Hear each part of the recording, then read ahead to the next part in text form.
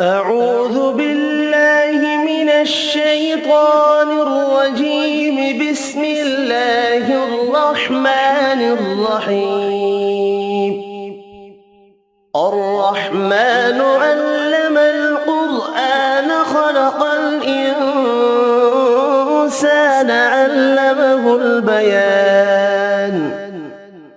الشمس والقمر بحسبان والنجم والشجر يسجدان والسماء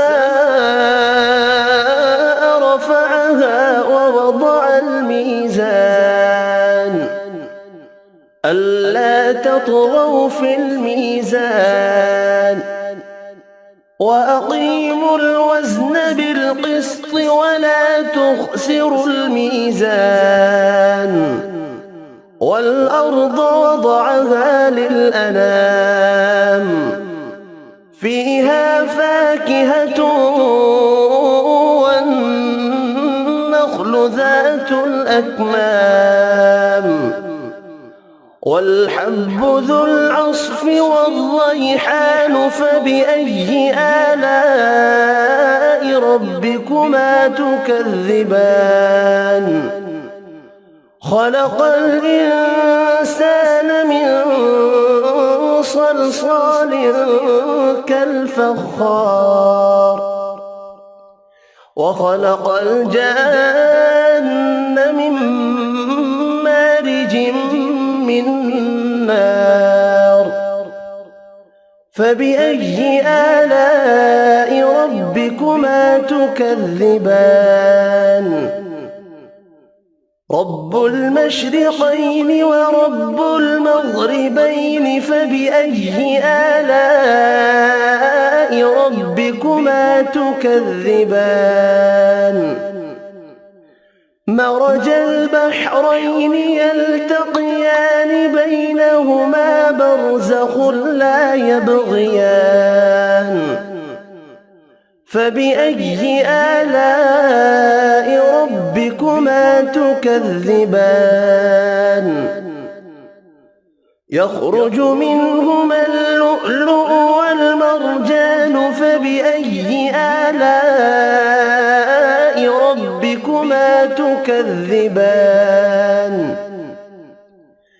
وله الجوار المنشآت في البحر كالأعلام. فبأي آلاء ربكما تكذبان؟ كل من عليها فان ويبقى وجه ربك ذو الجلال والإكرام. فبأي آلاء ربكما تكذبان؟ يسأله من في السماوات والأرض كل يوم هو في شأن. فبأي آلاء ربكما تكذبان؟ سنفرغ لكم أيها الثقلان. فبأي آلاء ربكما تكذبان؟ يا معشر الجن والإنس إن استطعتم أن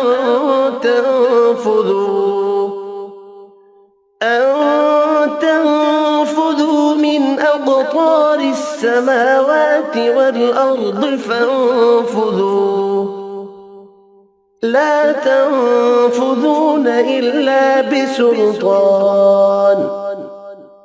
فبأي آلاء ربكما تكذبان؟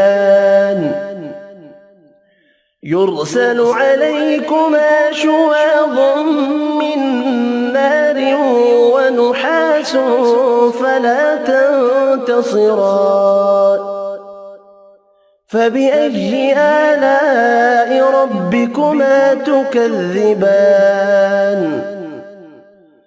فإذا انشقت السماء فكانت فكانت وردة كالدهان فبأي آلاء ربكما تكذبان فيومئذ لا يسأل عن ذنبه إنس ولا جان فبأي آلاء ربكما تكذبان يعرف المجرمون بسيماهم فيؤخذ بالنواصي والأقدام فبأي آلاء ربكما تكذبان هذه جهنم التي يكذب بها المجرمون يطوفون بينها وبين حميم آن فبأي آلاء ربكما تكذبان ولمن خاف مقام ربه جنتان فبأي آلاء ربكما تكذبان ذواتا أفنان فبأي آلاء ربكما تكذبان